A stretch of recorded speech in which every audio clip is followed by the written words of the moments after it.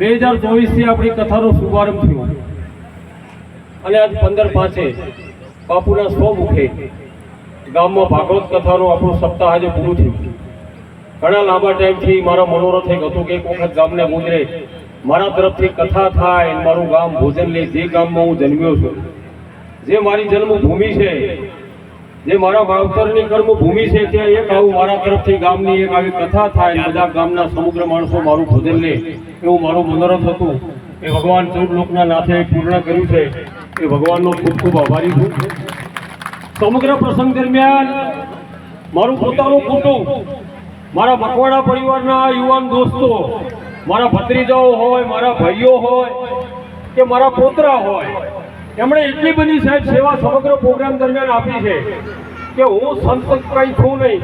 બાપુએ કીધું કે નરસૈયો થવાની મારામાં મિત્રો ત્રેવડ નથી, પણ હું મારા દિલથી અંતરના આશીર્વાદ આપું છું કે એ જે આ પ્રસંગમાં જેણે ટાપું કર્યું છે, ભાગવતના સમગ્ર સપ્તાહ દરમિયાન જેણે પોતાના તનથી, મનથી, ધનથી કે પોતાના કર્મથી જે ટાપું કર્યું છે, ભગવાન પરમાત્મા 14 લોકનો ધણી એમને અખંડ ભંડાર ભર્યા રાખે અને મારા અંતરના આશીર્વાદ છે કે એમને આંખે નેટ નહીં આવે।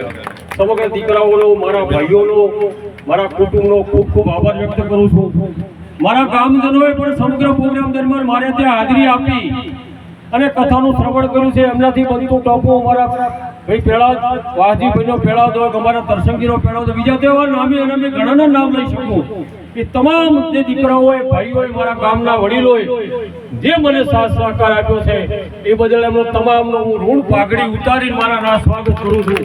મારા કુટુંબની, મારી સમગ્ર પ્રોગ્રામ દરમિયાન કોઈ ભૂલચૂક મારા મનથી, વચનથી, કર્મથી, મારી વાણીથી, વર્તનથી ક્યાંય થઈ હોય તો બાપુના સાનિધ્યમાં ભાગવતના ધર્મ સભાના સ્ટેજ ઉપરથી તમારી બધાની ક્ષમા માંગુ છું।